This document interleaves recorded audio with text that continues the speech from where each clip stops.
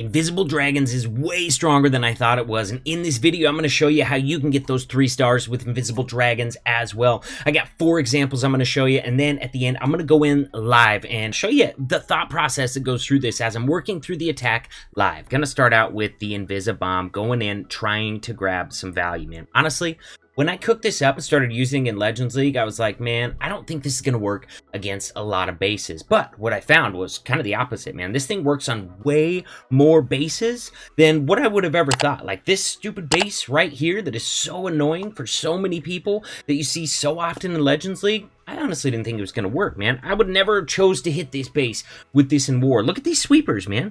Look at these sweepers, dude. Opposing freaking sweepers. We got a little bit of dead space. 2 tiles around the town hall the whole way, counting the wall and the dead space in between there. So it's going to be kind of difficult to get dragons to go in there, especially when they're sitting there fighting this sweeper. So with those free spells, I'm going to have to be freezing that sweeper. But one nice thing is we're coming into all this damage right in here, this scatter shot, this town hall, kind of at the same time. So that's going to make a really natural place to pop that Grand Warden ability now. And I'm going to be sharing with you a number of different tips, tricks, and absolute keys to turning those high percentage 2 stars into 3 stars with this attack strategy. And that's going to have a lot to do with when you play your heroes, how you play your heroes. All right, for so many years, man, I thought the common wisdom on dragon attacks was play your heroes first to get that funnel created, then send the dragons, let the dragons get the 3-star, right? Turns out that's really not the way you want to do it, man, because if you play your heroes before everything else, sure, they're going to set up a really nice funnel, but they're going to die really soon. They're taking the full force of those defenses on them. Look at this, man. Look at this base, dude. Absolutely wrecked. There are so many dragons left, dude. I still have a queen alive. I still have a royal champion alive. Warden's still alive. I don't even know how many dragons left still up, but one thing's for sure, this base is absolutely crushed. Once again, dude, we got a completely different base style, and you only got a limited time to plan these stupid Legends attacks. So I was thinking I was going to get that blimp like all the way in here between the town hall and that scatter shot right there. I didn't see the sweeper was covering that corner, so obviously I did not get the value I was looking for. Look at this, man. I don't even know if I'm going to get one of those scatter shots, to be honest with you. So I've got like basically no value out of my Invisibomb right here. I mean, I got some defenses. I definitely created some pathing. That's going to become very important later on in the attack. But the wizards are down. I didn't get a town hall. I didn't get a scatter shot. I didn't get the eagle. Like I was like an air defense and some random defenses, all right? So I decided, hey, man, I got to come in from the town hall. It's going to be too difficult to let my dragons land on it. Now, look at this. Look at where these scatter shots are, man, right after the town hall.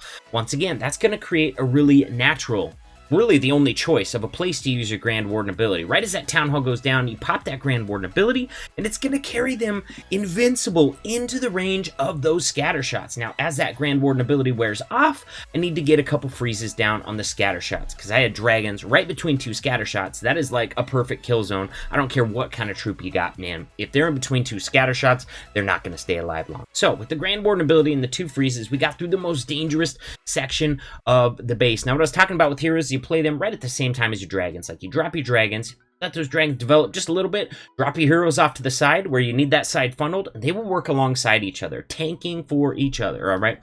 The dragons can soak up shots from, like, air expos, air defenses, even Teslas, those kind of things, while your heroes are really only eating shots from like cannons in the area. And the result is, man, they're both gonna stay alive a lot longer because they're working alongside each other. They're each taking some damage from some of the defenses, but neither one is taking the damage from all of the defenses, and as a result, they both stay alive a lot longer. And look at this, man. You get situations like this. Look at my queen, dude. She's still 3/4 full on health. She still has her ability intact, and you know how huge that is for finishing off a base? Look at this. This last dragon's gonna go down, man. This dragon does not have enough steam to get through the rest of this base, but because I played that queen at the right time, she still got her ability available at the end of the attack, and what probably would have been a high percentage 2-star turns into a triple. All right, guys, look at this one right here, man. I saw this super old school base, and I was like, dude, I'm gonna get so much value out of this Invisibomb. Look at the sweeper. It's covering that direction. It's not covering this direction right here. So naturally, that's exactly where I'm going to play my blimp. I'm going to pop it early, right next to the town hall, right next to the scatter shot. And then my first invisibility drop is not great. It actually makes the town hall invisible, which is not what I wanted. But I was really hoping at this point, man, maybe I can get a chain off of the town hall onto that remaining scatter shot, dude. That would be insane. It's not in the cards for this one, but still, man, look, dude, this scatter shot's actually really low on health already, man. And look at this. We got a nice little path heading into the base. I took out the sweeper that was covering that half of the base. Remaining sweeper's only covering this portion of it. Guys, after this one right here, I'm going to go in live and show you how to get it done live on a base. Check this out.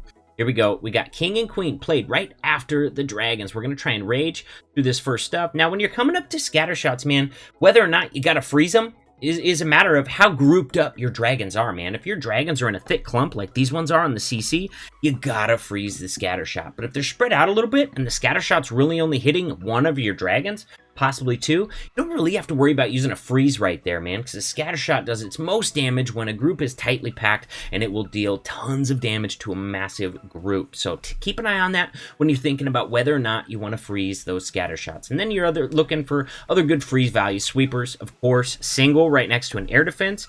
That was a late freeze right there, but it's amazing freeze value spot. Now, look at this, man. We got another air defense right over here. Single air defense. Not that big a deal for heroes coming in on the backside. Doesn't even do any damage to the Royal Champion, so I'm not going to worry about it. And at this point, I decided, hey, man, I'm going to get more value out of these freezes for my Royal Champion than I am out of trying to keep the one or two almost dead dragons alive. So here we go. I'm going to pop this Royal Champion ability a little bit early, just really clear the path to that single target Inferno. Now we're going to drop a freeze on that single target Inferno and make sure the RC can get through the rest of it. At this point, the base is already wrecked. I used the last freeze just for, you know, just for the heck of it. Once again, we got a drastically different style of base. You just got to look at it, man. Find out where those sweepers are so you know where you can send your blimp to get some big time value.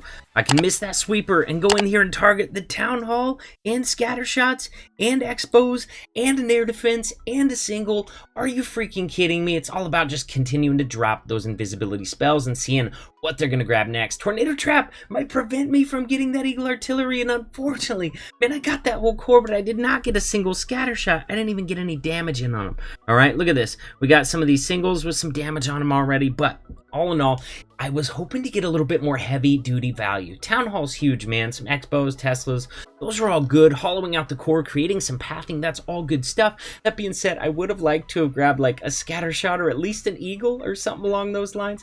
But look at this, man. We got this remaining sweeper only covering this area. So we cut out this section the sweeper covers, and we completely destroyed the other sweeper. So I'm just going to be working my way around this base in kind of a C shape. Now, once again, heroes are dropped alongside the dragons. Unfortunately, King decides, hey man, there's nothing out here for me. I gotta break through this wall. That's gonna prevent him from doing a little bit more tanking for the queen than I would have liked. And now we got dragons kind of splitting off. So I get a first freeze down on an air defense scatter shot combo on the left. That's some great freeze value. It would be great value if I froze that one on the right as well. Now the left scatter shot is down, and we got a single dragon working on the remaining scatter shot. Now I'm looking at that scatter shot kind of staying up, and I'm thinking, man, all right, there we go. The dragon finally gets it down. Now, on the left-hand side, we got a couple dragons still alive. We got the queen still alive with her ability on the right. So I'm like, man, the left side, there's nothing. There's no real singles left out in space that are going to fry my Royal Champion. I might as well drop her out there. I think she's going to be able to clear off that side of defenses. And sure enough, dude, just like that, we got all the defenses gone except a cannon. Queen still has her ability. Royal Champion still has her ability. And this thing didn't even go, like, super smooth, man. But yet, again, we've got another base, completely different style, wrecked by Invisible Dragon. Oh, yep. All right, we're going to go 4 loons. We're going to go try and get Scattershot and Town Hall. Here we go. Boom. In. Target loons next. Perfect. Oh my gosh, this is wild. There we go. Mississippi, 2 Mississippi, 3 Mississippi. 1, 2, 3, 4. 1, 2, 3, 4. 1, 2, 3, 4. Oh, they almost got that other scatter shot too. Dude, that is freaking insane. All right, we see where the sweepers are. But that's gonna be hard to finish. Not gonna lie. Here we go. All right, loons.